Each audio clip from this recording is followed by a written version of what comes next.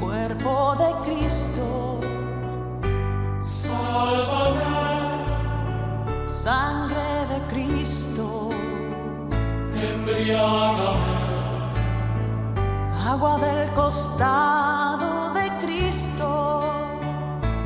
lávame, Santo y Divino Espíritu, lléname plenamente de tu luz, de tu sabiduría, de tu paz, de tu gozo.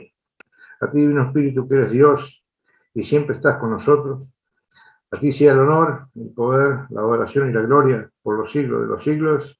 Amén. Y empezamos este encuentro en nombre del Padre, del Hijo y del Espíritu Santo. Amén. Bueno, miren, hoy vamos a ver una cosa que es importantísima y que es el primado de Pedro. Esto es fundamental. ¿Por qué? Porque siempre a la iglesia se la ha atacado sobre Pedro. Siempre a la iglesia se la ha tratado de atacar, de calumniar, etcétera, etcétera, por los papas. ¿Sí? Y dos cosas. Para empezar, primero, que un papa es una persona, es un hombre, pecador como cualquiera de nosotros que estamos acá compartiendo este momento. Entonces, siempre el demonio, a través de un montón de situaciones, ha tratado de atacar siempre a la persona del papa, creyendo que ataca a la institución. Y ese es el gran problema y nosotros tenemos que aprender a defenderlo. ¿Por qué? Porque en la Iglesia Católica han habido papas buenos, papas muy buenos, papas santos y papas no santos. Sin embargo, eso no es lo importante. ¿Por qué? Porque el estilo, ustedes fíjense, un ejemplo, ¿no? Vamos a dar un ejemplo de los últimos papas. El estilo de Juan Pablo II era un misionero acérrimo. Él le interesaba llevar el Evangelio a todo hueco que haya donde podía ir y a llevar el Evangelio. Era una forma. Teníamos un Benedicto XVI, que era un papa, es un doctor de la iglesia, algún día le van a dar ese nombre, porque era un teólogo muy importante, intervino en los últimos 60, 70 años de una manera impresionante dentro de la iglesia. Y el Papa Francisco, que tiene una característica totalmente diferente a los otros dos. Por eso que el estilo del Papa no define el papado, eso lo tenemos que tener claro. ¿Por qué? Porque no importa si a vos te gusta más un papa o el otro, no tiene nada que ver. ¿Por qué? Porque en definitiva el papa, la función que tiene es preservar, conservar y transmitir, ¿qué cosa? La fe de la iglesia, la de siempre. ¿Me entienden cómo es esto? Entonces, bueno, yo les voy a dar una definición de papado para que ustedes entiendan qué significa. Porque ustedes habrán escuchado más de una vez la cátedra de Pedro, la cátedra de Pedro, la cátedra de Pedro, y no sabemos qué es la cátedra de Pedro. La cátedra de Pedro es simplemente la silla. Cátedra significa silla, la silla de Pedro. Eso es lo importante. Lo importante en la iglesia es la silla de Pedro, no quien la ocupa. Porque la silla de Pedro es la silla de Pedro desde que Cristo pone a Pedro como roca, como fundamento de su iglesia, y va a ser así hasta el día que se consumen los tiempos. No importa quién la ocupe. Por eso que hoy es importante, después de haber visto las características de la iglesia, conocer un poquito más de cerca nuestra iglesia, ver qué significa esto del primado de Pedro. ¿Sí? Hay una definición muy bonita que se las voy a leer para no agregarle ninguna palabra ni restarle porque es perfecta, que dice que el papado, ¿sí?, es el ministerio de pastor supremo con poder de jurisdicción de mantener la unidad universal y la ortodoxia dentro de la Iglesia Católica.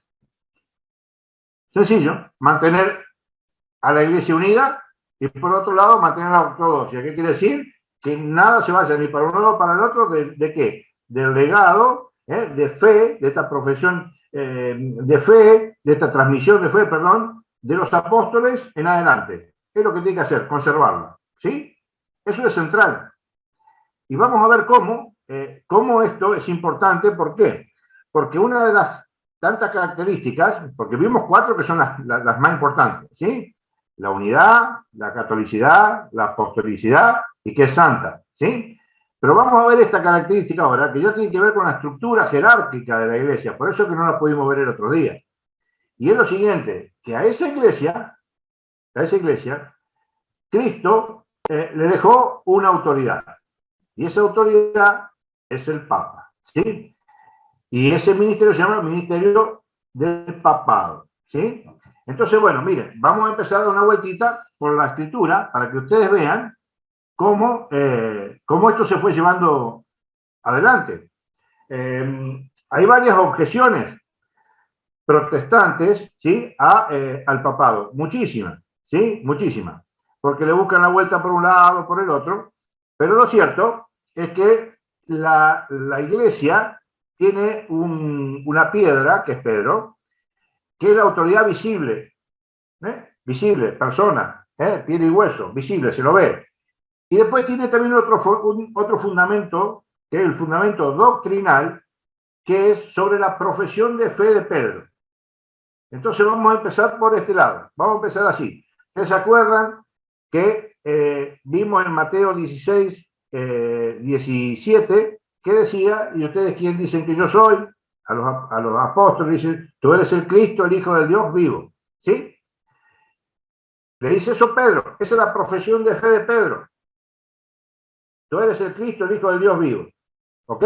Después empieza un diálogo entre Jesús y Pedro. Y hay un problema. Todo el protestantismo te dice que la fundamentación sobre la roca es sobre la profesión de Pedro y no sobre la figura de Pedro.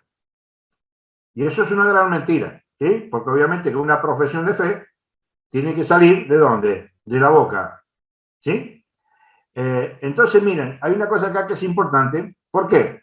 Porque ante esas dudas que se las van a plantear, en algún momento se van a encontrar con estas cosas. Yo por lo pronto me lo encuentro todos los días, por eso que las he aprendido tanto, porque uno va aprendiendo cosas en base a la repetición y a profundizar y todo ese tipo de cosas.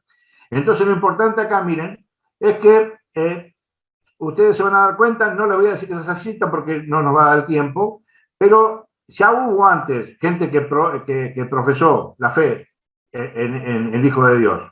Natanael, por ejemplo, allá en Juan 1:47, en el mismo capítulo 14 de Mateo, también los discípulos cuando están en la barca, este verdaderamente es el Hijo de Dios. Pero fíjense una cosa que es importante, la escritura siempre hay que entenderla desde la óptica de la mente de la iglesia. Por eso que es importante entender, y es un Dei Verbum, lo pueden ver desde el capítulo 7 en adelante. El Dei Verbum es una constitución del Concilio Vaticano II, ¿sí? Una constitución dogmática. Entonces ustedes van a ver que siempre van a poner el acento, ¿sí? En todos estos escritos, ¿sí? Va a poner el acento de que la escritura tiene un contexto, y hay que entenderlo al contexto. Y ese contexto, por ejemplo, con respecto a Pedro, es muy lindo, es muy bueno, porque aparte es como un cuento. Miren, ustedes saben bien que allí por más que no lo sepan la cita, porque ustedes saben que ya en Juan 1, 29, viene Cristo caminando al lado del Jordán, está Juan bautizando, y bueno, y Juan dice, este es el Cordero de Dios que quita el pecado del mundo, señalándolo ¿a quién? A Cristo. Entonces justo Juan tenía discípulos que estaban con él, y uno de esos discípulos era Andrés, que dice la escritura que estaba con otro discípulo de Juan. Y cuando dice esto Juan, lo siguen. Dice que Jesús se da vuelta, les pregunta qué necesitaban, y bueno, ellos lo siguen. Y pasaron esa noche con Jesús. Y al otro día, cuando se levantan, dice la escritura, que esto lo vamos a leer, está en el Evangelio de Juan, capítulo 1, versículo 41.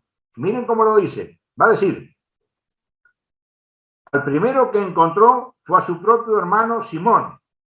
Al otro día encontraron aquí a Simón. Y le dijo, hemos encontrado al Mesías, que traducido significa Cristo. Entonces lo llevó a donde estaba Jesús.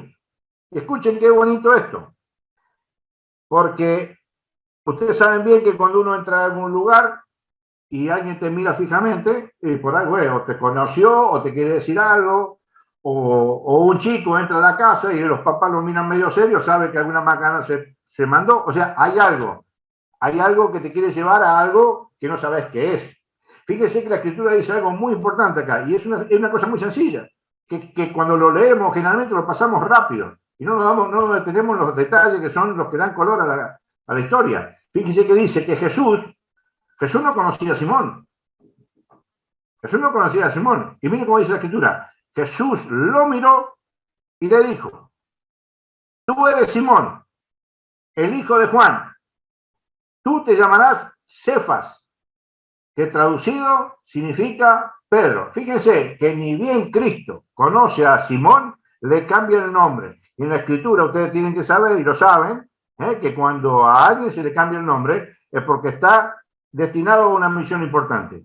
Ejemplo, Abraham, después Abraham. Otro ejemplo, Jacob, Israel. ¿Me entienden?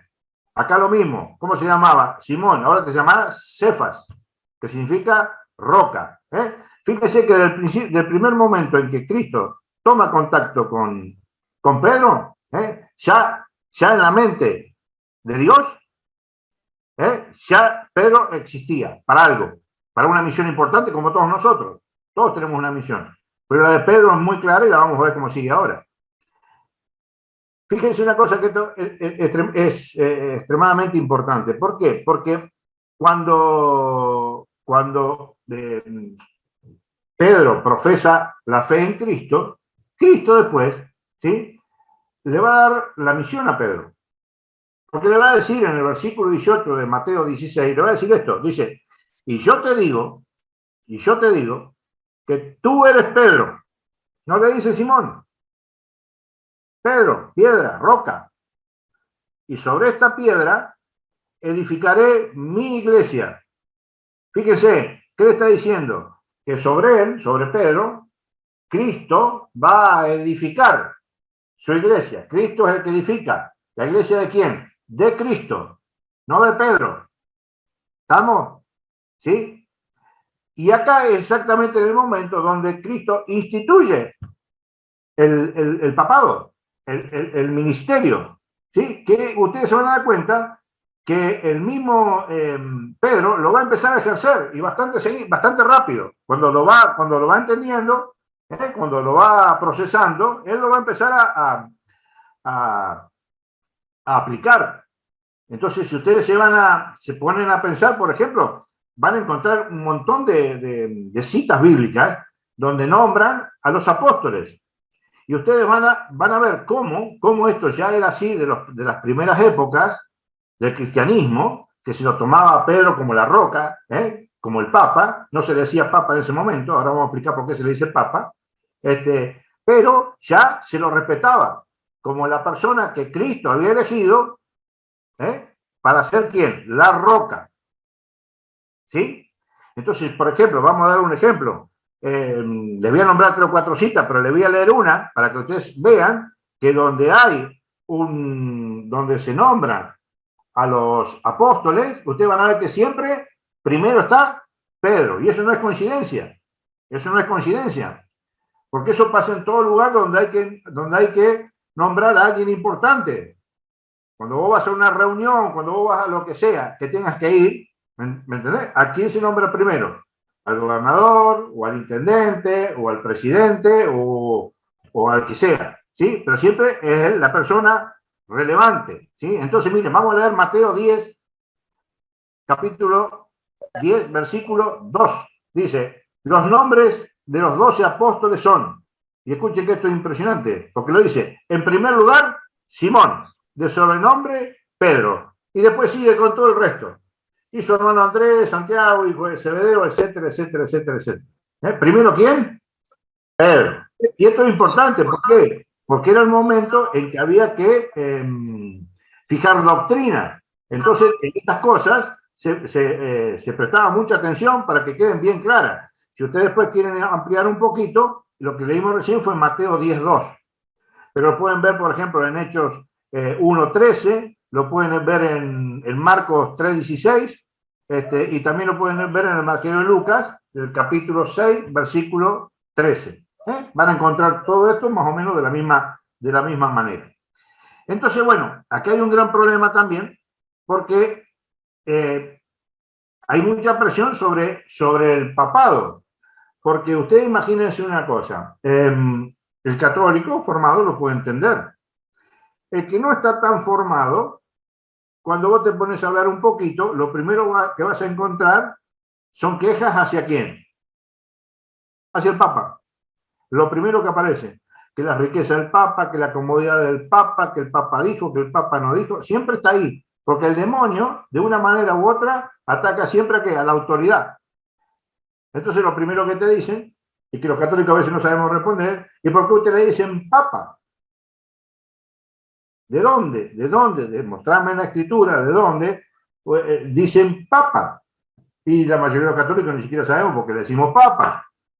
Son cosas muy importantes, ¿sí? ¿Por qué? Porque la autoridad de Pedro, si bien es una autoridad única, porque nadie tiene la autoridad de Pedro, llámese Pedro como se llame, nadie tiene la autoridad que tiene Pedro. Una autoridad conferida por Dios directamente a un hombre. Es único. No existe una equiparación en ningún tipo de autoridad, ni siquiera juntando todos los presidentes del mundo tienen la autoridad que tiene Pedro. Entonces fíjense que esto es terrible. ¿Por qué? Porque esa autoridad es una autoridad diferente a la autoridad de una persona común. Por eso nosotros le decimos Papa. Y eso tiene que ver con qué. Miren, en la escritura, durante mucho tiempo el católico solamente leía el Nuevo Testamento, ¿sí? Pero para entender la escritura necesitas entender el Antiguo Testamento. Porque el Antiguo Testamento es la sombra de una realidad que se va a materializar en el Nuevo Testamento.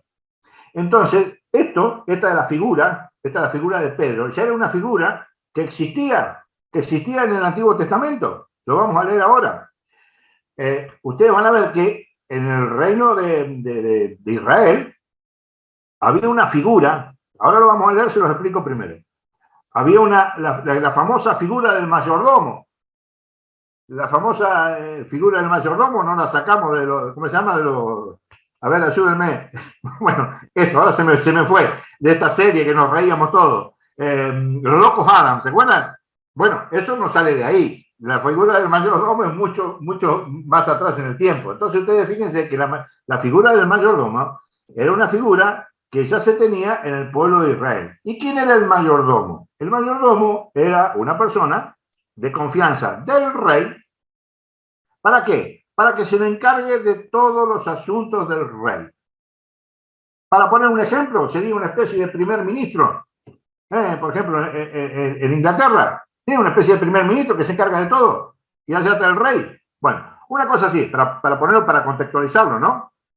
Y entonces, fíjense una cosa que es muy bonita. ¿Por qué? Porque no solamente ese mayordomo era alguien para filtrarle los problemas, ¿no? Como están acostumbrados ahora los secretarios, los secretarios, para filtrar los problemas para que no lleguen al rey. No, era para que los resuelva.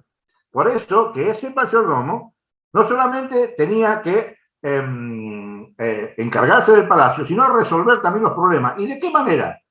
Como si fuera un padre, dice la Escritura.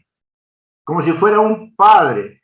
No alguien con autoridad para ponerte un pretexto y otro para que te vayas con tu problema a otro lado. No. Tenía que acogerte, ¿sí?, como un padre y resolver tus problemas. Y si no podía resolver, recién ahí los pasaba al rey. Vamos a leerlo. Eso está en en Isaías 22, capítulo 22, del versículo 20. Miren cómo lo dice, muy bonito lo dice. Y ustedes van a ver una cosa, que vamos a ir comparándola ¿con qué? Con Mateo 16, 18. Mateo 16, 18, ¿qué dice? Vamos a rebobinar un poquito. Y sobre esta roca edificaré mi iglesia. Y dos cosas más dice. Y las puertas del infierno no prevalecerán sobre ella. Y otra cosa más, y escuchen porque esta es muy importante. Y a ti le dice Jesús a Pedro, y a ti te daré las llaves del reino de los cielos. Lo que ates en la tierra será atado en el cielo. Lo que desates en la tierra será desatado en el cielo. Esa es la plena autoridad que Cristo le da a Pedro. Ahora vamos a escuchar que esto que estamos hablando ya no fue un invento de Jesús.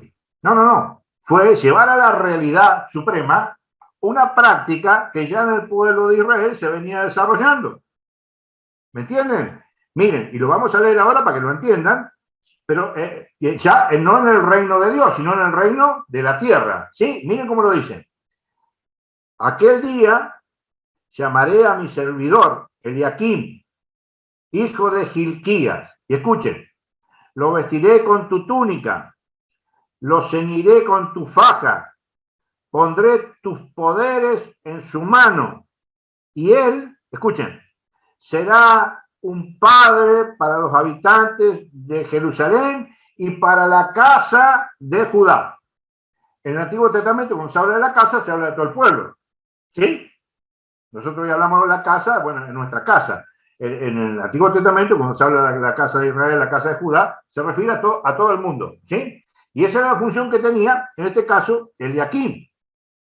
Y fíjense la autoridad que le da el rey a Eliakim. Escuchen, ya va a ver cómo les va a venir automáticamente el versículo 19 que les leí recién de Mateo 16. Escuchen, dice, pondré sobre sus hombros la llave de la casa de David, del reino de David, el reino de la tierra, el reino de Israel de acá.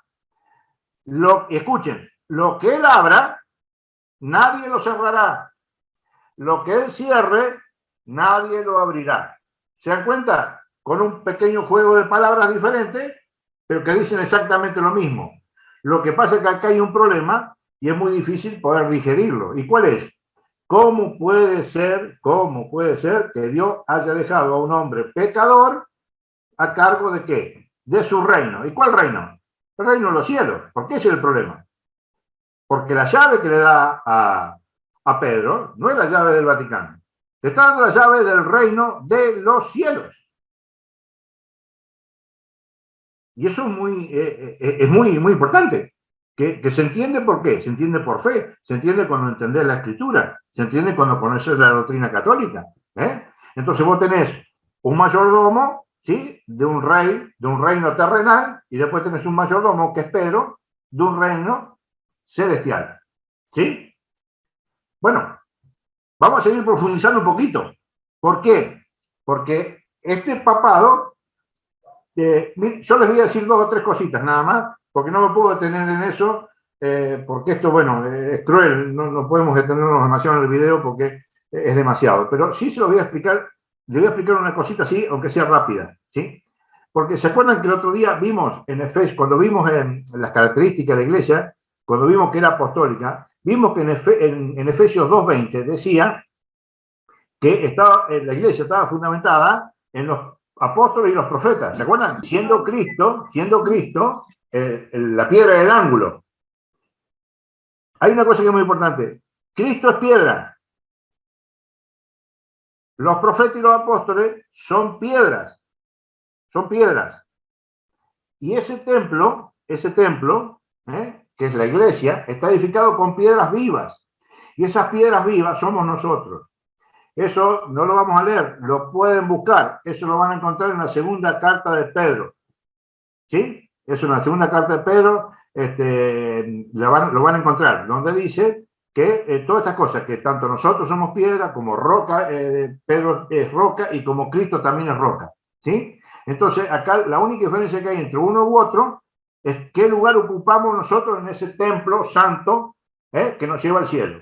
Que es la iglesia. Cada uno tendrá su lugar, pero somos todos piedras vivas. Porque también algún día se va a encontrar con esto, ¿no? De que por qué Pedro es roca, que por qué, porque lo dice la Escritura, y sencillamente lo dice la Escritura, y como dice la Escritura hay que creerlo, y punto. Bueno, vamos a ver algo que es importantísimo, porque a este Pedro, que acabamos de ver que Cristo acaba de dejarle la autoridad suprema, ¿sí? El jefe de esa iglesia, y bueno, para poner un poquito de condimento, 2 versículos más allá del 20, Pedro ya metió la pata. Pedro ya metió la pata, porque Cristo le estaba diciendo que tenía que sufrir, padecer, etcétera, etcétera, y él te dice, no, nadie te va a tocar. Nadie te va a tocar, porque nosotros vamos a impedir que te toquen porque nosotros. Y lo manda a callar diciéndole a Satanás. Estamos hablando por Satanás, influenciado por Satanás. Entonces Cristo que le dice que se calle, porque no está hablando como habla Dios, sino está hablando como hablan los hombres, como habla Satanás. Y fíjense que a pesar de eso, Jesús jamás se le antojó decir, no, me equivoqué. No, Pedro no, venga Santiago, vamos a cambiar por Santiago. No, esto se trata de otra cosa, ¿sí? Esto se trata de otra cosa. Como vimos el otro día que la iglesia es santa, no porque nosotros seamos unos fenómenos, no, nosotros somos tremendos pecadores, pero tenemos un Dios, tenemos un esposo que es extraordinariamente misericordioso y nos ha provisto de todos los medios necesarios para nuestra salvación. El bautismo, la confirmación, la comunión, el perdón de los pecados, una cosa fantástica. Entonces, bueno, ¿qué ocurre? No solamente todo termina ahí, porque ahora a este Pedro Dios le va a dar un encargo. Le va a dar un encargo. ¿Y cuál es ese encargo? El encargo de pastor, ¿sí? Que tampoco lo pueden soportar. Decir que Pedro es el pastor de la iglesia de Cristo, no lo pueden soportar. El protestantismo no lo puede soportar. No puede soportar el protestantismo, no puede soportar las demás religiones que no son cristianas. Nadie lo puede soportar. No lo puede soportar. ¿Por qué? Porque no se entiende que una función tan importante, ¿sí? Sea dada a un hombre. Y ahora vamos a entender por qué. ¿Sí? Vamos a entender por qué. Porque esto no es por capacidad. Porque si ustedes se fijan en la historia de la humanidad, todas las personas que para nosotros son relevantes, aquellas personas que Dios ha predestinado para una función específica, vos te vas a dar cuenta que ninguna de esas personas tiene ningún atributo especial. Por poner un ejemplo, David, un flaquito, chiquitito, no podía hacer nada. Tremendos guerreros había, nadie quiere saber nada, pero él se encargó de lo que tenía que encargarse. ¿Qué sé yo? Por poner otro ejemplo, Abraham, una persona de casi 100 años. ¿Me entienden? Otros estériles, etcétera, etcétera. Dios se vale de la nada, ¿para qué? Para de la nada sacar algo impresionante para la gloria de Dios. Entonces, fíjense, Pedro, ¿qué era? Pescador. Pescador. Nada, no había ciencia en eso. Se ganaba la vida pescando, simplemente. Pero hay una cita en el Evangelio de Juan que yo quiero que la han escuchado mil veces, pero yo quiero que ustedes se detengan en una sola palabra y que a la vista así no debería tener ninguna importancia, pero es central, y es central para nosotros católicos, porque nosotros tenemos que saber dónde estamos, tenemos que tenemos que dimensionar qué significa la iglesia. La iglesia es todo. El gran problema que hay hoy en el mundo es que la iglesia está devalorizada, desvirtuada, y todo radica en la iglesia. Si vos conocés realmente dónde estás metido, se te disipan todas las dudas. Se te disipan todas las dudas, porque estamos en una institución divina. Y decirlo, sí, dice, las palabras van bien, no, pero hay que sentirlo. Estamos en una institución divina. Y ahora se van a dar cuenta, en esta cita, de una partecita.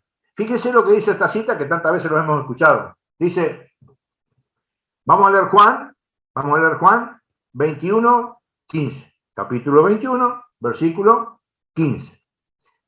Y va a decir Juan lo siguiente. Que Jesús, después de comer, dijo a Simón Pedro, Simón, hijo de Juan, ¿me amas más que estos? Fíjense la pregunta. Lo pone en un aprieto, pobrecito. Imagínense si esto le pasa a ustedes en el trabajo, en no sé, donde sea. Hoy estaba en la cárcel, justamente, y salió un poquito este tema. Yo hago un servicio en la cárcel ya unos años, y salió este tema, y yo le decía, les ponía en este momento, los chicos les decía, que hay de todo, ¿no? Gente de todas las edades, variedades de religiones, todo, ¿no? Y yo les predico esto, y le estaba diciendo, imagínense si viene el comisario y los junta a ustedes 25 que había, y le pregunta, qué sé yo, ponele, lo estoy viendo a Gustavo acá, me acordé un nombre por decir Gustavo, y le pregunta a uno, Gustavo, ¿es cierto que vos sos más obediente que todo esto conmigo? Imagínate la situación que lo pondría ese pobre muchacho. Dificilísima, dificilísima. Sin embargo, Pedro responde, y mire lo que le va a responder Pedro. Sí, Señor, tú sabes que te quiero. Y Jesús le responde, apacienta, escuchen, a ver si encuentran esa palabra. Bueno, ahora no podemos interactuar, pero a ver si la pueden detectar. Dice, apacienta mis corderos. Le volvió a decir por segunda vez, Simón, hijo de Juan, ¿me amas? Fíjense cómo ya la cosa se empezaba a complicar, ¿no? De nuevo. Él le respondió, sí, Señor, sabes que te quiero.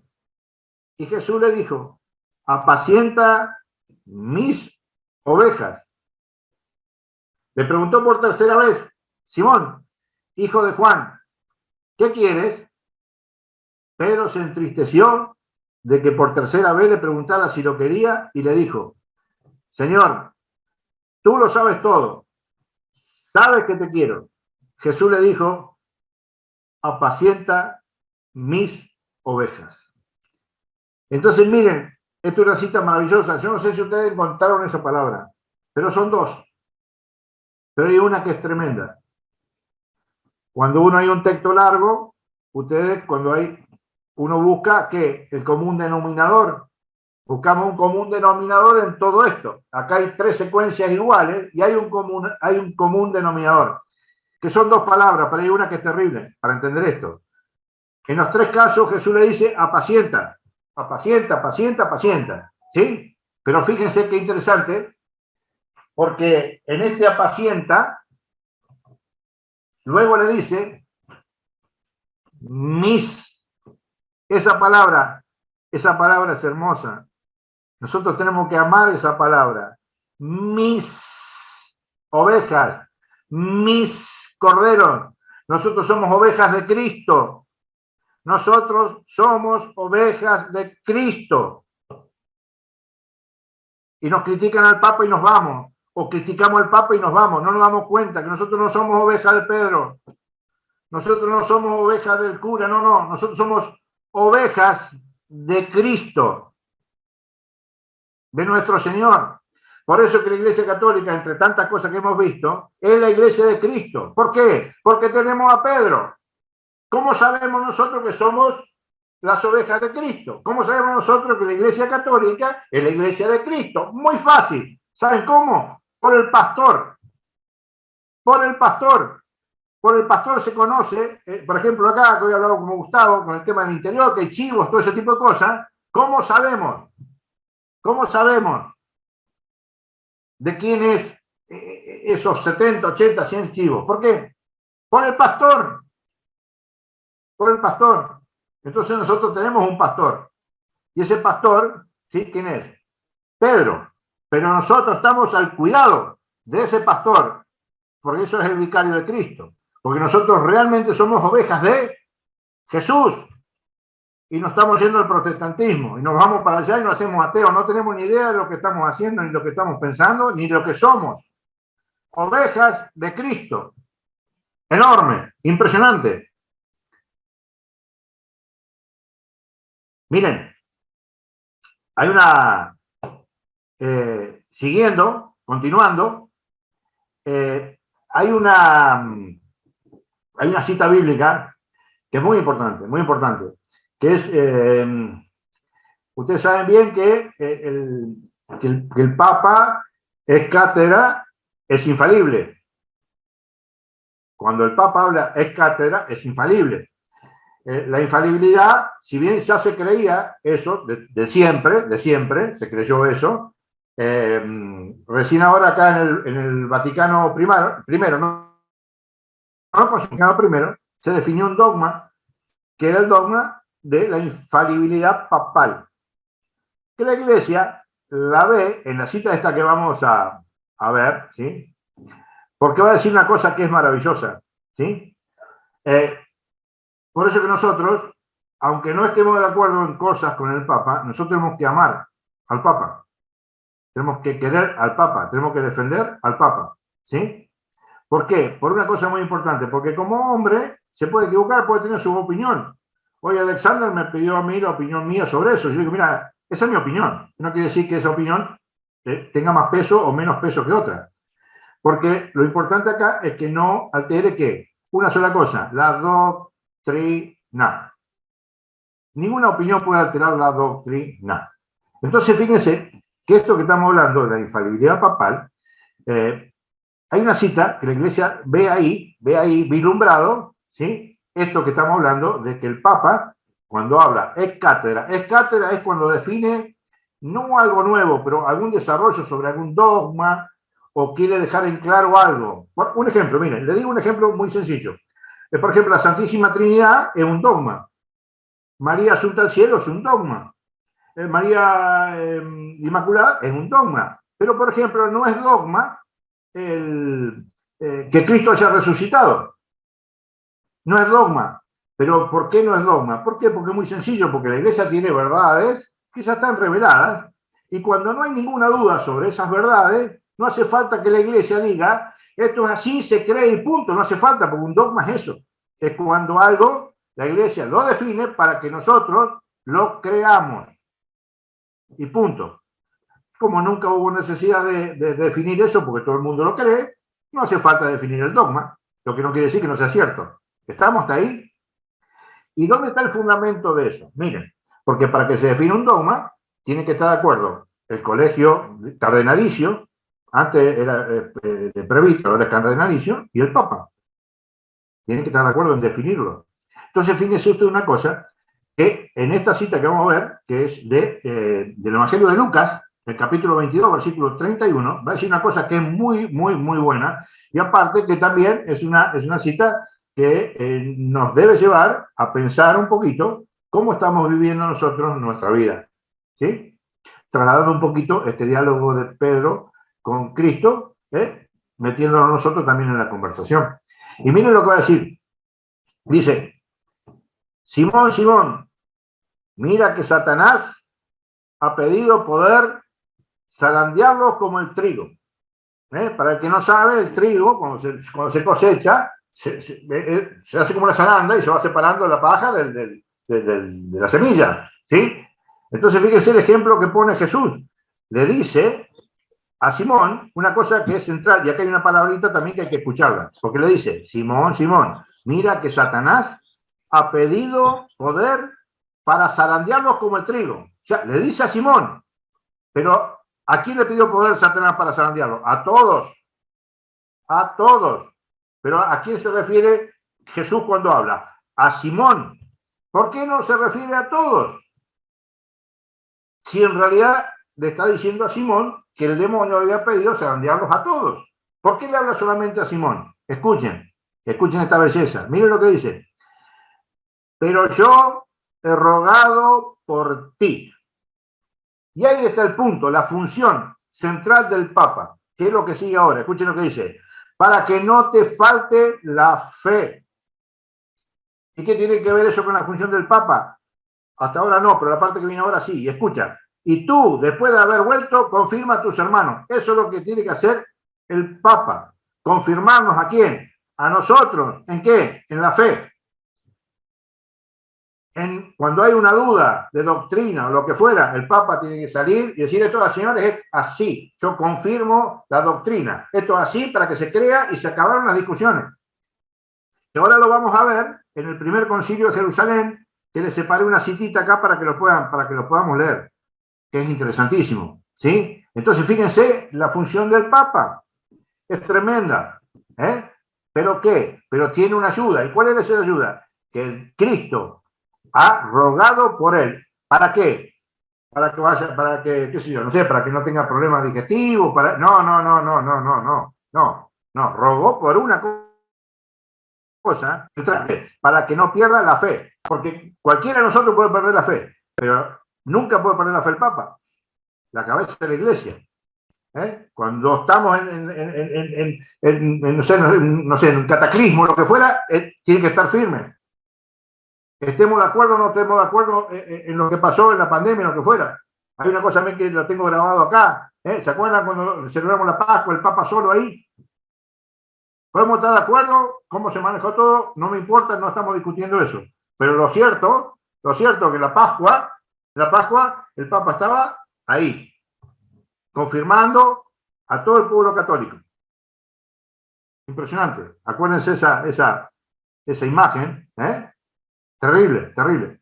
Bueno, miren, acá hay una cosa que también es muy, muy, muy importante. Estamos hablando de Pedro, y vamos a ver, nos vamos a dedicar unos minutos más a algunas citas bíblicas, porque hay muchas, vamos a elegir algunas, y porque me quiero ir después también para que ustedes vean en los primeros padres de la iglesia, en la iglesia primitiva, y en los primeros concilios, cómo se definía la función del Papa.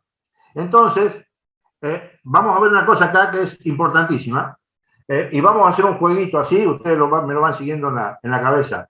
Ustedes saben que los apóstoles eran 12, ¿no es cierto? Perfecto. Bueno, ustedes saben muy bien que uno lo entregó y se ahorcó. O sea que quedaban ¿cuántos? 11. Tenemos un problema. ¿Sí? Tenemos un problema. Y fíjense que Pedro, acá es la primera vez que Pedro toma acción sobre el puesto que Dios le había dado.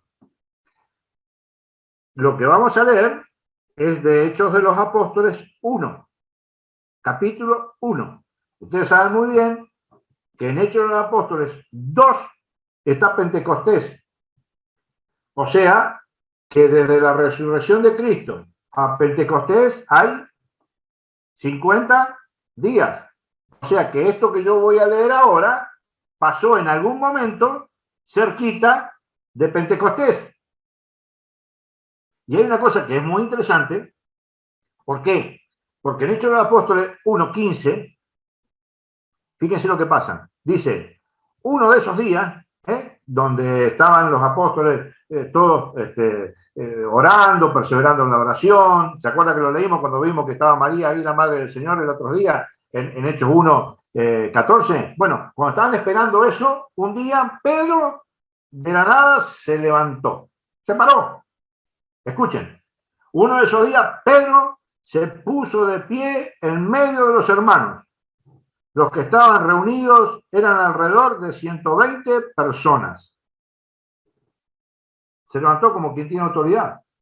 Y fíjense lo que dice. Y dijo, hermanos, era necesario que se cumpliera la escritura en la que el Espíritu Santo por boca de David habló de Judas. Escuchen cómo ya Pedro conocía algo de las escrituras y estaba hablando del Antiguo Testamento. Es necesario, dice, que uno de los que han estado en nuestra compañía durante todo el tiempo que el Señor Jesús permaneció con nosotros, buscar a alguien que haya estado con ellos desde que conocieron a Jesús, desde el bautismo de Juan hasta el día de la ascensión, sea constituido junto con nosotros testigo de su resurrección. Fíjense que esto es central. ¿Por qué? Porque esto te define una de las cosas más importantes que tiene la iglesia, ¿sí? No digo ni la más ni la menos porque todo es importante en la iglesia, pero esto es central, que se llama sucesión apostólica. ¿Y qué es la sucesión apostólica? La sucesión apostólica es escuchen bien, principio de fidelidad a la doctrina de Cristo. Y fíjense cómo Pedro lo tiene clarísimo. ¿Por qué? Porque lo primero que hace es volver a recomponer ¿qué? Los 12. Y ahí que te está diciendo que automáticamente hay una sucesión de obispo en obispo, de obispo en obispo, de obispo en obispo. El punto que si ustedes agarran el obispo que ustedes tienen en su diócesis, si quisieran, por supuesto que lo va a llevar algunos años, pero si quisieran ir buscándole la imposición de manos de otro obispo para ordenarlo obispo, ustedes se van a dar cuenta que se van a encontrar con cualquiera de estos 12 apóstoles. ¿Me entienden? ¿Me entienden a dónde llega? llegamos acá, a esta cita donde yo estoy leyendo. En ese tiempo, llegamos ahí. Entonces esto es central porque Pedro, con su autoridad, dice, chao, hay que buscar una persona que ocupe este lugar. Y así fue. Y eligen a Matías. Eligen a dos personas que cumplían los requisitos y bueno, la suerte le cae en Matías. Al punto que cuando esto ocurre, se produce que Pentecostés, llega el Espíritu Santo. Y acá hay una cosa hermosa. ¿Por qué? Me acuerdo cuando estábamos haciendo algunos talleres de Biblia, yo, bueno, siempre cuando podés interactuar, no es este caso, pero bueno, podés interactuar, por ahí siempre uno hace esa pregunta, ¿no? ¿Cómo? Dice, Hechos 12, Hechos 2, en Hechos 2:13, miren lo que dice, entonces Pedro, poniéndose de pie con los 11, a la miércoles, ¿qué pasó acá? Claro, veníamos hablando de toda la historia de Judas, etcétera, etcétera, de rompe y porrazo, se levanta Pedro con los 11. ¿Cuántos son? 12. ¿Y qué pasó? O sea que en ese camino, desde la Pascua a Pentecostés pasó algo. Perdimos, o sea, ¿qué pasó? Sumamos un apóstol, achicamos un apóstol, ¿qué pasó con Judas? ¿Me entendés? Y bueno, y ahí nos damos cuenta que la sucesión apostólica existe. ¿Por qué?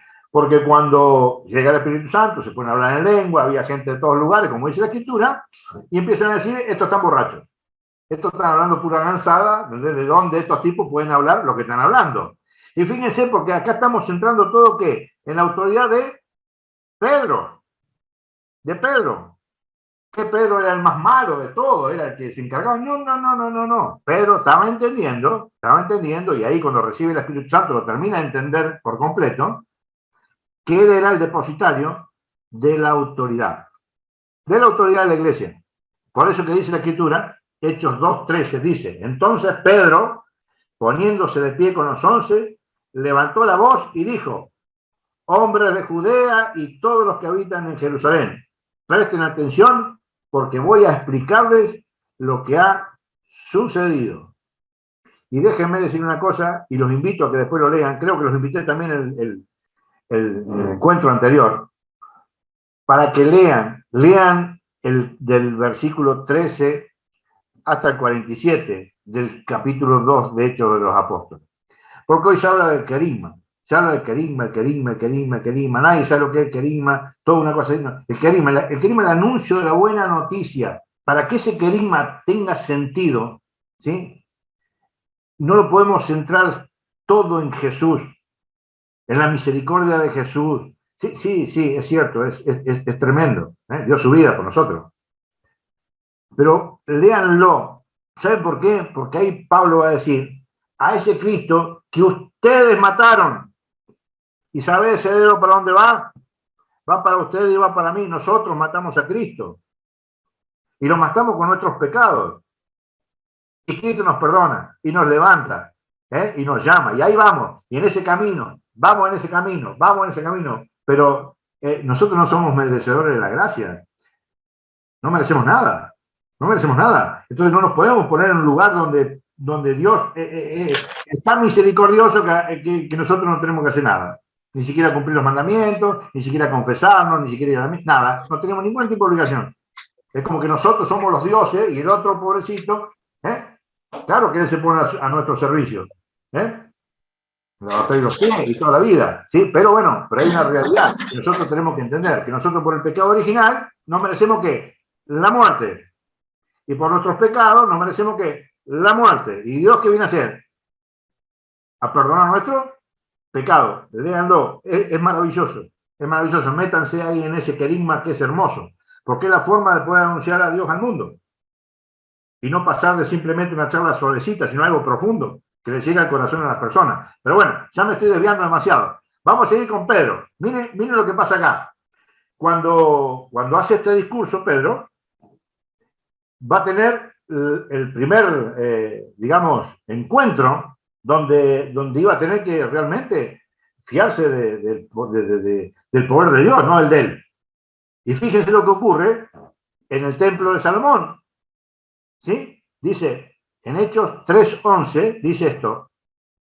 como él no soltaba a Pedro y a Juan, que un tullido que había ahí en el templo de toda la vida, ¿sí? Lleno de asombro, corrió hacia ellos que estaban en el pórtico de Salomón. ¿Qué había hecho Pedro? Nada más y nada menos que hacer un milagro. Dios, por mérito de Dios, en mérito de Cristo, Pedro había hecho caminar a un tullido. Y escuchen el testimonio que da Pedro. Pedro estaba con Juan, pero no fue Juan el que habló, Pedro de nuevo. Pedro dijo al pueblo, israelitas, ¿de qué se asombran? ¿Por qué nos miran así? Como si fuera por nuestro poder o por nuestra santidad que hemos hecho caminar a este hombre. Fíjense qué bonito. Hoy escuchen hoy los evangélicos, pentecostales, se la pasan haciendo milagros para todos lados. Yo te ordeno, no, mi amor, el que hace milagros es Cristo. Es Cristo, no nosotros no hacemos nada, no podemos hacer nada. Miren cómo sigue. En el versículo, en el capítulo 4 de Hechos de los Apóstoles, esto es importante, esto es muy importante porque esto es pura historia. Para contextualizarlo, después, antes de este discurso que habla recién de los israelitas, y hace el primer discurso carismático, la gente se convierte, se bautiza, y ya la iglesia tenía 3.000 personas más. 3.000, así, de una, 3.000. Va a ocurrir que cuando hace este milagro, que leímos recién en el capítulo 3, versículo 11, lo que le acabo de leer recién, con el tullido, y toda la gente decía, pero esto, ¿de dónde sacan ese poder? No, este poder es de Jesús, por sus méritos. Fíjense, en el capítulo 4 de Hechos de los Apóstoles, capítulo 4 de Hechos de los Apóstoles, fíjense lo que ocurre.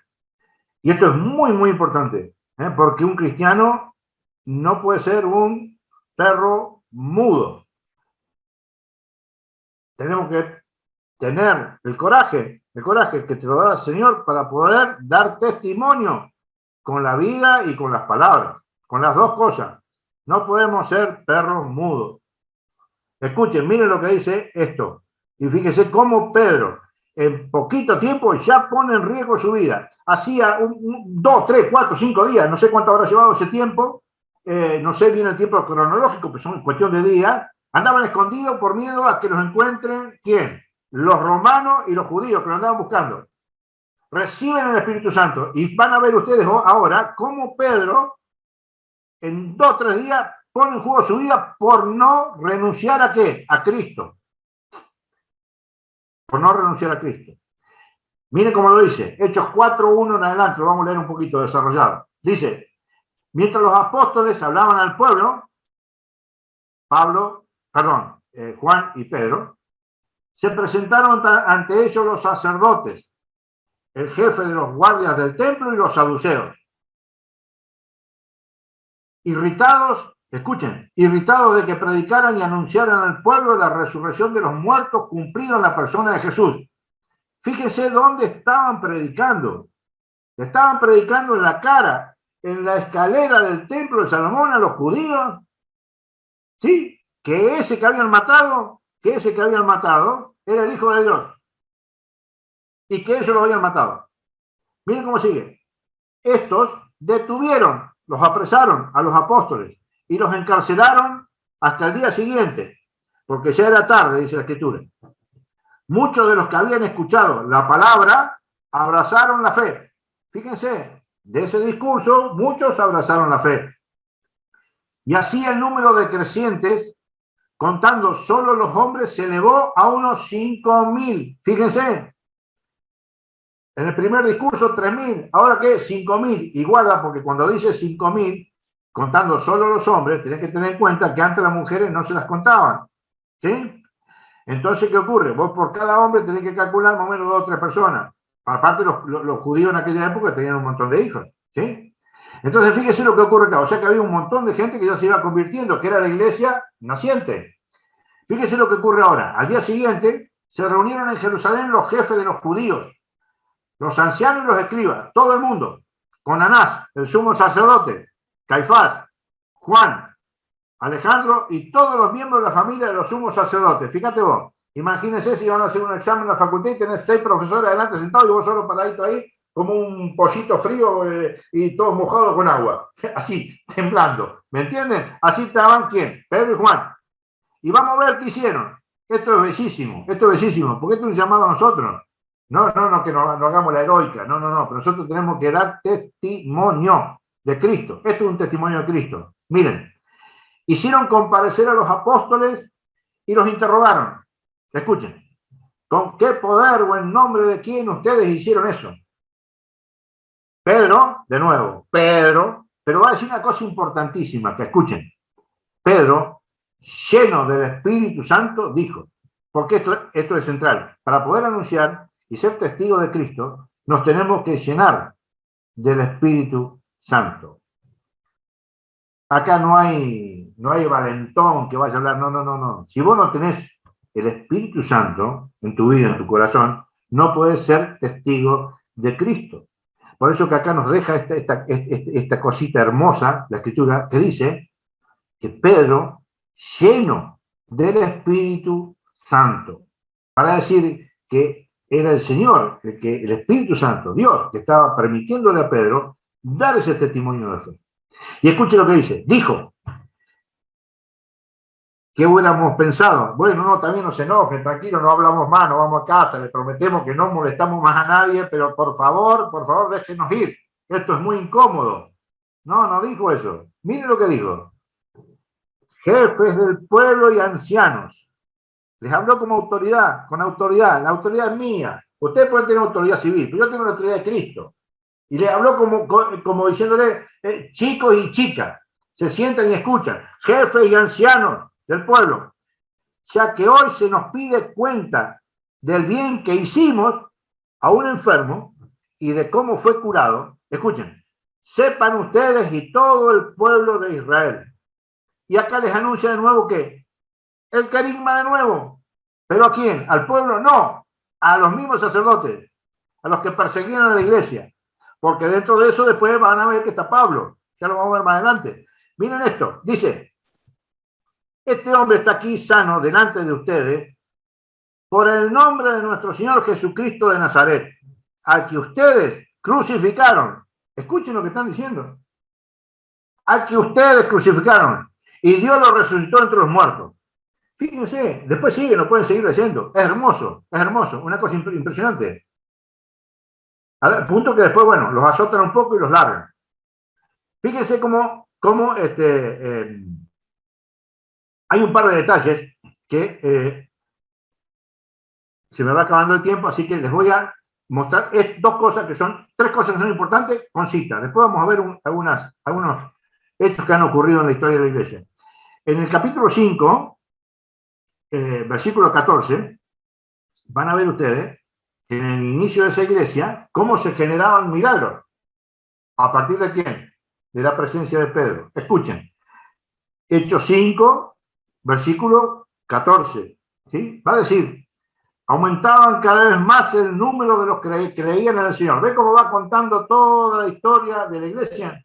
Primero 3.000, después 5.000 y ahí vamos. ¿Sí? Entonces cada capítulo va contando cómo la iglesia se va desarrollando. Y dice, aumentaban cada vez más el número de los que creían en el Señor, tanto hombres como mujeres. Y escuchen. Y hasta sacaban a los enfermos a las calles, poniéndolos en catres y camillas. Escuchen esto, para que cuando Pedro, no dice Juan, para que cuando Pedro pasara, por lo menos su sombra cubriera a alguno de ellos. O sea que Pedro, con su sola sombra, en mérito a Cristo y a la autoridad que le había conferido Cristo, ¿sí? Como el Papa, como Pedro, como la autoridad, ¿sí? ¿Qué hacía? Curaba enfermos, simplemente porque la sombra lo tocaba. Hechos 5:14. Bueno, después hay varias cosas más que yo ahora, cuando después les mande el material, van a estar ahí comprendidas, las pueden leer también. Pero quiero, estas dos no quiero que me queden, que es muy importante, que es en Hechos de los Apóstoles 12, versículo 5. ¿Se acuerdan? En más de una oportunidad, acá somos personas grandes, la mayoría, algunas jóvenes también, pero ¿se acuerdan cada vez que ha habido, por ejemplo, ¿se acuerdan cuando estuvo tan enfermo Juan Pablo II? ¿Se acuerdan toda la iglesia cómo estaba en oración? Todo un silencio, toda una cosa profunda de dolor, esperando a ver qué pasaba, etcétera, etcétera. El otro día el Papa Francisco, aunque fue cortito, fue una cosa sencilla, pero cómo el pueblo católico ya estaba, las cadenas de oración y los rosarios. Pues, miren, escuchen, eso ya era una práctica que se desarrollaba desde el principio del cristianismo. Ya en el principio, y miren qué bonito que lo dice. El capítulo 12, versículo 5 dice, mientras Pedro estaba bajo custodia en la prisión, o sea, estaba preso, y estar preso, no sabés qué va a ocurrir, si lo van a soltar, no, si lo van a matar, si come, si no come, etcétera, etcétera. Dice, la iglesia no cesaba de orar a Dios por él. ¿Se dan cuenta cómo ya había un nexo entre esa iglesia y Pedro? Como la iglesia ya lo tomaba a Pedro como la cabeza de ese consejo apostólico que había. Y lo vamos a ver ahora con, se los voy a explicar un poquito, después leemos un par de versículos. El primer concilio que se desarrolla en la historia de la iglesia es el concilio de Jerusalén. En un primer momento, ¿cuáles eran las herejías que había en ese momento? Por supuesto que no, usted tiene que tener en cuenta que tampoco la iglesia estaba desarrollada como está desarrollada hoy. Era todo formación, era todo movimiento, ¿sí? Bueno, pero bueno, o sea, a los cristianos, por ejemplo, los judíos los perseguían, y después estaban los gnósticos también. Entonces, fíjense que había un problema. ¿Y cuál era el problema? La circuncisión. Ya en alguna oportunidad, si quieren, podemos hacer un curso sobre el bautismo y ese tipo de cosas, para que lo entiendan perfecto. Y fíjense que acá había un problema. Todo el pueblo judío, ¿sí? Se circuncidaban los varones, el primogénito, ¿sí? Para formar parte del pueblo de Dios a través de la circuncisión. Le cortaban la partita de la piel del prepucio. Caía una gotita de sangre, y con esa sangre se hacía la alianza con Dios. Eso era el primer pacto. Pero en el segundo pacto, eso lo pueden leer allá en Colosenses 2:9 en adelante, el segundo pacto ya no es más a través de la circuncisión, sino es a través de ¿qué? Del bautismo. Del bautismo. Se cambia la circuncisión que se hacía en el pueblo judío con el bautismo. Entonces, ¿qué ocurre? Imagínense, ¿qué hace el Señor? Allá en Gálatas lo explica perfecto. De dos pueblos, del pueblo judío y del pueblo pagano, hace un solo pueblo. Ya no hay griego, no hay judío, no hay blanco, no hay negro, no hay varón, no hay mujer, no hay nada. Es todo un solo pueblo. Que entramos todos a ese pueblo, que luego va a ser el cuerpo de Cristo, directamente a través del bautismo. Pero fíjense una cosa, los judíos en aquel momento no podían entender eso. ¿Cómo? A nosotros nos hicieron circuncidar, de chico, de grande, como sea, y de rompe porrazo, abren el juego a la iglesia, a todo el mundo, y entran los paganos, le echan un poquito de agua y ya está. Imagínense, eso generó unos problemas serios, muy serios. ¿Por qué? Porque los que eran circuncisos reclamaban que los que entraban por el bautismo también se circuncidaran. Y se armó un problema serio.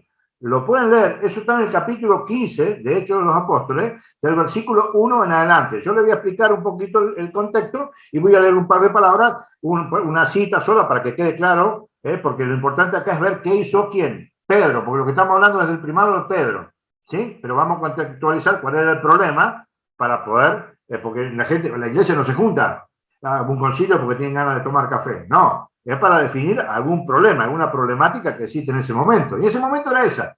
¿Qué hacemos entonces con los que entran a la iglesia y se bautizan? ¿Se tienen que circuncidar o no? Al punto que ni siquiera Pablo y Bernabé pudieron manejar la situación, porque hubo una discusión larga. Entonces, ¿qué ocurre? Dijeron, bueno, tranquilo, como esto no se puede resolver, armaron una comitiva entre los que decían una cosa, los que decían otra, y se fueron a Jerusalén. ¿Y quiénes estaban en Jerusalén? Los apóstoles. ¿Y por qué fueron a Jerusalén? ¿Justamente para qué? para que se reunieran en una asamblea y se decidiera qué era lo que el Espíritu Santo dictaba hacer. Y ahora sí les leo la cita. Miren qué bonito que lo dice. Dice, esto está en Hechos de los Apóstoles 15:1 en adelante, lo pueden leer todo. Dice, al cabo de una, escuchen, al cabo de una prolongada discusión, o sea que había posiciones encontradas, si no, ¿por qué discutían? Quizás inclusive, anda a saber, no hay muchos detalles sobre eso, pero inclusive a lo mejor algún apóstol pensaba de otra manera, lo que fuera. Vaya a saber, algún presbítero. Entonces dice, al cabo de una prolongada discusión, escuchen, Pedro se levantó y dijo, pácate, chao, no hace falta nunca más la circuncisión. Ese era el primer pacto, la alianza de Dios, de Yahvé, con Abraham. Allá, Génesis 17 lo pueden leer. Ahí está toda la primera alianza. Ahora estamos en la nueva alianza. La nueva alianza, ¿en dónde? ¿En la sangre de quién? Del Cordero, de Cristo. Se acabó, no hace falta absolutamente más la circuncisión. Y se definió, y otra cosa mariposa. ¿Me entienden? ¿Quién hace esa definición? ¿Quién? Pedro. Eso es central. Y ahora, porque es importante, esto que les voy a tratar de explicar y leer, porque el protestantismo, ¿sí? Y otras sectas y, bueno, y otras religiones que no son cristianas, siempre te ponen en tela de juicio el hecho de que el papado nunca existió. Nunca existió. Es una mentira de los católicos. Y como ellos se resisten a creer una cosa que es obvia, que se las voy a decir ahora, no creen en la tradición, no creen en la tradición de los apóstoles, que es una locura. ¿Saben por qué? Muy sencillo. Le hago una pregunta, ¿qué fue primero, la tradición o la Biblia? La tradición. La Biblia como nosotros la conocemos, la Biblia, así como nosotros la conocemos, apareció la Vulgata, la edición Vulgata, en el año 382, año 382 de nuestra era. O sea que ya llevamos 382 años de tradición oral, de boca en boca. Por eso que la sucesión, la tradición apostólica es central, porque la Biblia es consecuencia de la tradición. Y la tradición es más rica que la Biblia, porque la Biblia tiene contenida parte de la tradición, pero no todo. ¿Y cómo puedo decir eso? Muy sencillo. Lean Juan 20:30 y se van a dar cuenta que la misma escritura dice que muchas cosas no se han escrito en este libro. Muchas, pero las que están escritas para que creas. Juan 20:30, búsquenlo. O sea que la tradición es mucho más rica y más amplia que la Biblia, porque la Biblia en el fondo está contenida en esa tradición. ¿Sí? Y como esto viene por inspiración divina, la escritura es el órgano, junto con la tradición, de certeza, de doctrina, de fe, de moral. Entonces, fíjense que esto es muy interesante, porque tenemos algunos acontecimientos con documentación. Yo cuando les mande les voy a mandar un montón, para que vean lo que les gusta. Pero esto que yo les voy a mostrar ahora, que es lo que separé, es contundente. Es contundente. Porque hay documentación de eso. Y cuando hay documentación, hay documentación. Como vos podés, por eso nosotros hacemos apologética. Entonces, sí, ahí puso alguien de Iber un 14, sí señor, muy bien. Mire, hay una cosa que es importante, que es lo siguiente. El primer papa fue Pedro, ¿sí? El segundo papa fue Lino. Habla de la escritura de Lino, ¿sí? En Hechos de los Apóstoles. Y después viene Cleto o Clemente Romano.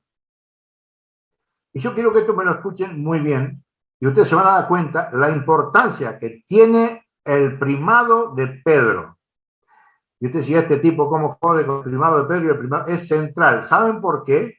Porque lo que yo les voy a leer ahora es la resolución de un serio problema, muy serio, cuando lo leamos se van a dar cuenta, que tiene que resolver el Papa. Pero hay un problema, ¿saben cuál es? Que esto se realizó allá alrededor del año 90 y pico de nuestra era. O sea, 60 años más o menos después de la muerte de Cristo. ¿Y saben cuál es el detalle? ¿Saben cuál es el detalle fantástico? Que Juan, el discípulo amado, ¿sí? Estaba vivo. Entonces te dicen, no, el primado de Pedro todos eran iguales, todos los apóstoles tenían el mismo poder, todos, no señor, no, equivocado, Pedro es Pedro. Y acá tenemos un hecho concreto, ¿por qué? Porque no fue Juan el que resolvió este problema que yo les voy a leer ahora. ¿Y saben dónde estaba Juan? A 250 kilómetros donde estaba este problema. Estaba a 250 kilómetros de Corinto. 250 kilómetros, reales. ¿Sí? Bueno, o sea, 2 horas y media de auto. Ahí estaba Juan. ¿Y saben dónde estaba Clemente Romano? En Roma. Miles y miles y miles de kilómetros. ¿Quién resuelve el problema? ¿Juan? No, Clemente Romano. Y fíjense de qué estoy hablando. Si ustedes leen, por ejemplo, las cartas de Pablo a los Corintios, ustedes se van a dar cuenta que son cartas disciplinares. Porque el pueblo corintio era un pueblo bastante complicado. ¿Sí? Disciplinarmente. Entonces, bueno, si ustedes leen las 2 cartas a los Corintios de Pablo, son cartas disciplinares. La primera, sobre todo, con el tema del matrimonio, la sexualidad, etcétera, etcétera. Y ustedes van a ver que Clemente tiene un problemón. ¿Y saben cuál es el problemón que tiene? Que todos los presbíteros que habían puesto la iglesia en Corinto para que sean las personas encargadas de pastorear los lugares, los echaron a todos. Los echaron a todos. Usted no tiene autoridad acá, punto, afuera. Los mismos fieles. Es como si nosotros vamos mañana, nos juntamos 15 o 20 y echamos al cura. Fantástico. Eso pasó, pero no pasó con uno. Pasó con todo. Los echaron a todos. ¿Por qué? Porque no aceptaban ¿qué? La obediencia del obispo del lugar. Y fíjense lo que pasó. Les leo un poquito lo que preparé acá por ahí. Voy a repetir un poquito lo que dije, pero se lo leo así en un contexto para que lo puedan entender todo. Dice, estamos hablando del año 100 más o menos, ¿sí? Dice, como obispo de Roma y tercer sucesor de San Pedro, Clemente Romano tuvo que enfrentar una rebelión en la comunidad de Corinto, ocurrida aproximadamente en el año 96, en la cual los obispos, escuchen, legítimamente constituidos, fueron despojados de sus ministerios. Clemente, escuchen, envía una carta disciplinaria, que gracias a Dios esa carta está, la pueden buscar, la buscan y punto, a nombre de la Iglesia de Roma, que acaba con la revuelta y devuelve la paz a dicha comunidad. Y fíjense este otro pedacito que les saqué también para ponerlo en contexto. Dice, dado que Trajano reinó desde el año 98 después de Cristo hasta el 117, Juan, estoy hablando del apóstol Juan, tuvo que haber estado todavía vivo cuando ocurrió la revuelta del año 96. Te está diciendo que Juan estaba vivo en esa revuelta. Para entender que no era una cuestión de apóstol, era una cuestión de autoridad, del lugar. Porque ya Pedro había muerto también. Pero lo importante que era el lugar, la cátedra, la silla de Pedro. Miren, dice que el obispo de Roma se haya sentido obligado a disciplinar la revuelta de una iglesia tan remota, y no el apóstol Juan, estando mucho más cerca, solo tiene sentido si el obispo de Roma, quien como sucesor de Pedro ejercía, escuchen, el ministerio de pastor supremo con poder de jurisdicción de mantener la unidad universal y ortodoxia dentro de la iglesia cristiana. No se explica de manera satisfactoria otra razón por la cual los corintios debían someterse al obispo de una iglesia tan remota cuando ellos mismos desobedecieron y removieron de sus cargos a los presbíteros. Llegó la carta y se resolvió todo el problema. Pero mientras tanto, no estaba Pedro, no es como ahora que mandás un telefonazo o mandás una carta o un mail o un Zoom, resolvemos todo. Antes no, antes era todo barco y burro. ¿Me entienden? Las cosas se demoraron bastante más para resolverse. Miren, vamos a leer ahora 2 o 3 cositas más que son muy, muy interesantes para que ustedes vean cuánto llevamos ya. Bueno, sí, bastante. Vamos a ir acá porque les quiero leer 2 personas tremendamente importantes en la iglesia, Tertuliano y San Jerónimo. Seguramente lo han escuchado, ¿sí? Padres de la iglesia, ¿sí? Doctores de la iglesia. Miren lo que dice Estamos hablando del año 160, o sea, Tertuliano más o menos del 160 al 220, ¿sí? Dice, está escrito, ¿no? Fíjense cómo definen la cátedra de Pedro, que eso es lo más importante, ¿sí? Para que vean que esto ya era así desde aquel entonces. Dice, sí, porque el Señor le dijo a Pedro, sobre esta roca edificaré mi iglesia, a ti te he dado las llaves del reino celestial, o cualquier cosa que hayas atado o desatado en la tierra, será atada o desatada en los cielos. Tú, por tanto, supones que el poder de atar y desatar se ha derivado hacia ti. O sea, le está haciendo una llamada de atención a otra persona.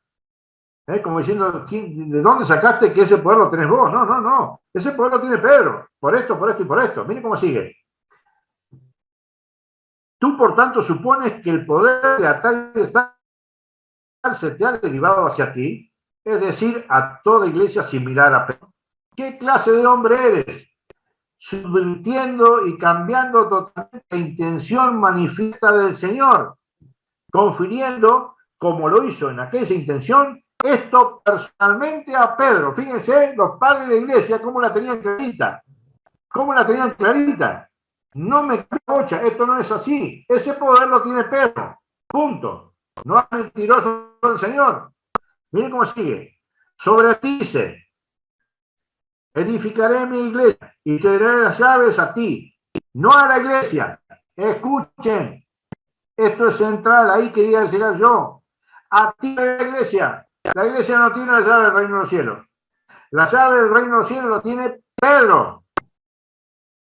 Pedro, por eso que es importantísimo Pedro. Porque si cualquiera tuviera la llave, ¿cuál es el problema? ¿Para qué lo quería Pedro? Pedir la llave al otro. No, no, no, no, no. La llave la tiene Pedro. Miren, ¿dónde estoy? En Pedro, la iglesia fue criada, escuchen cómo dice, criada. Esto es a través de Pedro mismo. Él mismo probó la llave. ¿Tú ves cuál? Le está hablando a quién? Escuchen. Hombres de Israel. Le está hablando a los judíos. Hombres de Israel. Dejad que lo que digo penetre en vuestros oídos. Jesús el Nazareno, hombre destinado por Dios para vosotros, y así Pedro mismo, por tanto, fue el primero en despejar. Esperen que me perdí por acá. En despejar en el bautismo de Cristo. Escuchen. Se los voy a volver a leer porque es una lástima perderlo. ¿Sí? Dice, hombres de Israel, dejad que lo que digo penetre en vuestros oídos. Jesús el Nazareno, hombre destinado por Dios para vosotros, y así Pedro mismo, por tanto, fue el primero en despejar en el bautismo de Cristo. Escuchen, escuchen, ¿se acuerdan lo que vimos recién en el Concilio de Jerusalén? Que dijo, basta de circuncisión, ahora es bautismo. Cuando define justamente el dogma del bautismo, dice, fue el primero en despejar en el bautismo de Cristo la entrada al reino celestial. Porque ustedes deben saber que nadie entra al cielo sin el bautismo. La tarjeta es el bautismo para llegar al cielo. Hay otras excepciones, pero son excepciones, que ya la veremos en el próximo encuentro. La entrada al reino celestial, en el cual son desatados los pecados que estaban antes atados. Está hablando del pecado original. Y aquellos que no han sido desatados son atados según la verdadera salvación. Miren Pedro. Miren lo que dice, ¿cómo se llama? Tertuliano de Pedro. Y San Jerónimo, miren lo que dice.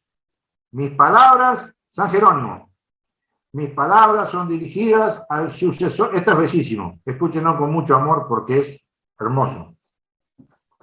Mis palabras son dirigidas al sucesor del pescador. ¿Recuerdan el anillo del pescador? Lo haré pescador de hombres. Escuchen cómo habla San Jerónimo, una belleza. Mis palabras son dirigidas al sucesor del pescador, al discípulo de la cruz. ¿Por qué habla de eso? Que fue el primer mártir de cruz. No fue el primer mártir, fue San Esteban. Pero de los apóstoles murió. Ustedes saben bien que murió la cruz invertida para abajo. así como no sigo a otro líder que a Cristo, escuchen, no comulgo con otro que con vuestra bendición. Esto es, escuchen, esto es, con la cátedra de Pedro. Pues esta, yo sé, es la roca sobre la cual se edifica la iglesia. Escúchenlo a San Jerónimo, una cosa impresionante. Esta es la sola casa donde, escuchen, donde el Cordero Pascual, Cristo, puede justamente ser comido. Escuchen la profundidad. Escuchen la profundidad. ¿Saben qué dice Juan en el capítulo 6, versículo 53? Aquel que come mi cuerpo, bebe mi sangre, tiene vida eterna y yo lo resucitaré el último día. El que no come mi cuerpo ni bebe mi sangre no tiene vida en él, porque mi sangre verdadera comida, mi cuerpo verdadera comida, mi sangre verdadera bebida. Aquel que me come permanece en mí y yo en él. Y miren lo que dice San Jerónimo al principio de la historia de la iglesia. Va a decir, esta, o sea, la iglesia de Pedro, es la sola casa donde el Cordero Pascual puede justamente ser comido. No hay otro lugar. Y déjenme, soy enfático en esto porque yo estoy maravillado con mi iglesia, porque en mi iglesia está la salvación. Tenemos la salvación acá en la mano y a veces parece que no sabemos de qué estamos hablando. Y San Jerónimo dice que en esta casa, en nuestra iglesia, en el único lugar, no hay otro lugar donde se pueda comer el cuerpo y sangre de Cristo. Y el 70% ya no creemos. Miren la locura. Miren cómo siguen. Ustedes, todo lo que han escuchado, y esto yo sé que esto algunas cositas las han escuchado, San Jerónimo lo define en 10 renglones. ¿Sí? Primero la cátedra de Pedro, que lo define como cátedra de Pedro. Después, bueno, esto de la comida, del Cordero Pascual. Y miren lo que dice ahora, que tantas veces lo han escuchado. Esta es el arca de Noé. ¿Cuántas veces han escuchado en una prédica? Porque la iglesia es el arca. El arca de Noé es la iglesia. Esa arca que, bueno, que la zarandean para todos lados, pero siempre cae redondita, como los gatitos, para arriba. ¿Sí? Miren, lo dice San Jerónimo. Esta es el arca de Noé. Porque este es un preludio de lo que vamos a hablar el jueves que viene, que es tremendo, y espero que vengan con los oídos y el corazón abierto así para escuchar, porque es un tema tremendamente complicado, y que es el dogma de extra ecclesia nulla salus. Fuera de la iglesia no hay salvación. Es durísimo el tema, tiene sus aristas, no es así de extremo, pero así que eso capaz que si lo podemos hacer un día y si no lo haremos en dos, si ustedes quieren. Después lo veremos. Pero fíjense, este es una pequeña introducción a ese tema. Miren lo que dice. Este es el arca de Noé, la iglesia. Y quien no se encuentre en ella, perecerá cuando prevalece el diluvio. ¿De qué está hablando? Del fin de los tiempos. O sea que la iglesia es importante y es necesaria, ¿para qué? Para la salvación. Así como Noé se metió en el arca, y él y 8 personas, 8 en total, se salvaron por el arca, todos los demás murieron. Es la significancia de la iglesia y no de la iglesia. El arca y los que están adentro, los que están afuera. Miren lo que dice ahora. Si entonces el apóstol Pedro, sobre quien el Señor ha fundado la iglesia, ha dicho expresamente que la profecía y la promesa del Señor fueron entonces así cumplidas en el arca de Noé, ¿cómo podemos afirmar otro cumplimiento por nuestra cuenta? Y miren cómo dice ahora. Pero dice, la iglesia fue fundada sobre Pedro, aunque en otra parte lo mismo se atribuye a todos los apóstoles. Es lo que le estaba explicando hoy. ¿Cómo que dicen que se le atribuye a todos los apóstoles? No. La iglesia fue fundada sobre Pedro. Y Pedro es el que tiene la llave, no todos los apóstoles, Pedro. Y ellos reciben todos las llaves del reino del cielo. No es que todos reciben, no. Y la fuerza de la iglesia depende de todos ellos por igual. Y escuchen lo que dice. Pero, uno de entre los 12 es escogido. De modo que cuando una cabeza hubo sido dispuesta, no hubiese ocasión para el cisma. Miren la inteligencia del Señor. Que ¿por qué pone a uno? ¿Por qué pone a Pedro? Tiene un fundamento. ¿Y cuál es? Para evitar ¿qué? El cisma. Para que no venga Santiago y dije, no, la llave también es mía. Y viene Juan, no, la llave también es mía. Y no, yo también tengo por decisión. No, Señor. El Señor es tan sabio y el Espíritu Santo promueve y consolida tanto la unidad que, siendo Dios, por supuesto que le sobra inteligencia para entender lo que iba a pasar. Por eso que pone a uno, que es Pedro, a cargo de todo eso. Porque lo dice San Jerónimo, que si no hubiera ocurrido de esa manera, hubieran sido ocasiones ¿para qué? Para que haya un cisma. ¿Para qué? Para que en vez que esos 12 trabajaran en unidad, hubieran trabajado todos por un lado, por el otro, porque todos tienen poder. Fíjense la belleza. Hubo una sola cabeza para que no hubiese ocasión para el cisma. Fíjense, se fue Lutero, dio ocasión para el cisma, dijo cualquiera puede interpretar la escritura como quiera, hoy tenés iglesias, pero 100.900 por todos lados. Cuando la iglesia de Cristo es una, que está presidida ¿por qué? Por Pedro, ¿sí? Y para terminar, vamos a ver en 2 concilios, ya estos son concilios como el de Jerusalén, uno en el concilio de Efeso en el año 351 y otro el concilio de Calcedonia ya por el 456, 460, donde vamos a ver cómo se define, como había dudas con estas cosas, que sí, que no, se llamó el Papa, convocó a un concilio, en ese concilio se define esto de Pedro, ¿sí? Y con esto terminamos. Y dice, miren, en el concilio ecuménico de Efeso ocurrió una solemne proclamación de la primacía petrina, llamando a Pedro, escuchen, llamando a Pedro príncipe y cabeza de los apóstoles.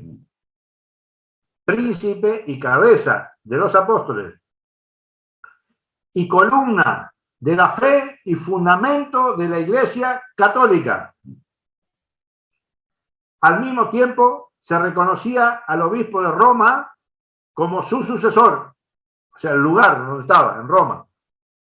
A nadie es dudoso, antes bien, por todos los siglos fue conocido que el santo y muy bienaventurado Pedro, príncipe y cabeza de los apóstoles, columna de la fe y fundamento de la Iglesia, recibió las llaves del reino de manos de nuestro Señor Jesucristo, Salvador y Redentor del género humano. Y a él le ha sido dada potestad de atar y desatar los pecados.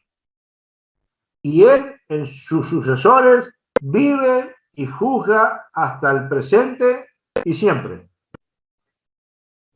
Lo mismo, escuchen, ocurrió en el Concilio Ecuménico de Calcedonia. Fíjense cuál es la definición que hacen. Ahí, bueno, en aquel momento la iglesia en número era más chica, pero fíjense que en el Concilio de Calcedonia había alrededor de 150 obispos en el Concilio Ecuménico. Y esta es bellísima. Lo dejé al último porque esto es una definición de un concilio donde te define algo que es para creer.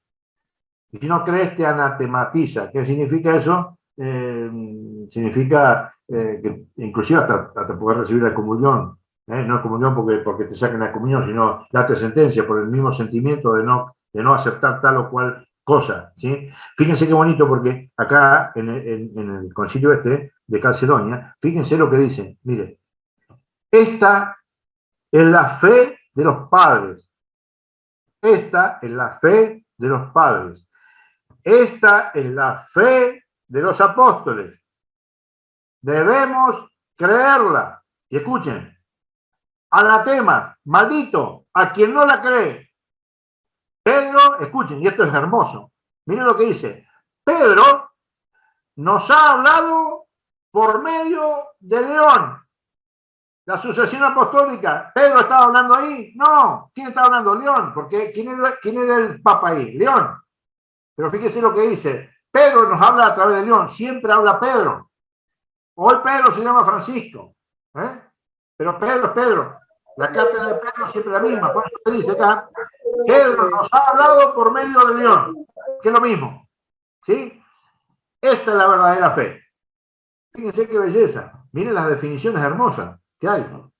Y bueno, quizás hoy en la iglesia nos falta un poquito este tipo de definiciones concretas. Por eso que hay por ahí tanto una cosa, la otra. Estamos en un tiempo complicado, todo tan relativo que es difícil hablar en forma contundente para definir ciertas cuestiones. Pero bueno, así se definió las cosas hasta no hace más de 100 y pico años en la iglesia. Esto es así y bueno, y hay que crearlo de esa manera. Cuando las cosas pues son un poquito más ambiguas, se nos complica un poco. Pero el Espíritu Santo solito nos va acomodando un poco el andar. Así que bueno, espero que les haya sido de utilidad. Y bueno, en el próximo encuentro vamos a ver este dogma que es duro, es durísimo, hay muchísimo material, mucho material, pero tengo que ver cómo hacemos para sacarlo en un solo día porque es un problema, porque por un lado está el dogma profundo, que fuera de la iglesia no hay salvación, pero después está el desarrollo del dogma que se ha dado. El desarrollo del dogma empieza por una cuestión muy sencilla. Hubo un momento que se descubrió América. Cuando se descubre América, la gente que estuvo en América nunca había recibido el Evangelio. Entonces, el Señor es misericordioso. Entonces, si la iglesia no pudo llegar a evangelizar en ese lugar, cuando la misión es evangelizar a toda criatura, a todos los pueblos, bueno, perfecto, la iglesia sigue desarrollando ese dogma y saca una palabrita que se llama ignorancia invencible, que mal interpretada significa que todos se salvan, pero es un error grandísimo. Por eso que tiene dos partes de este tema y yo voy a tratar de ponerlo todo en un solo lugar para ver si lo podemos terminar.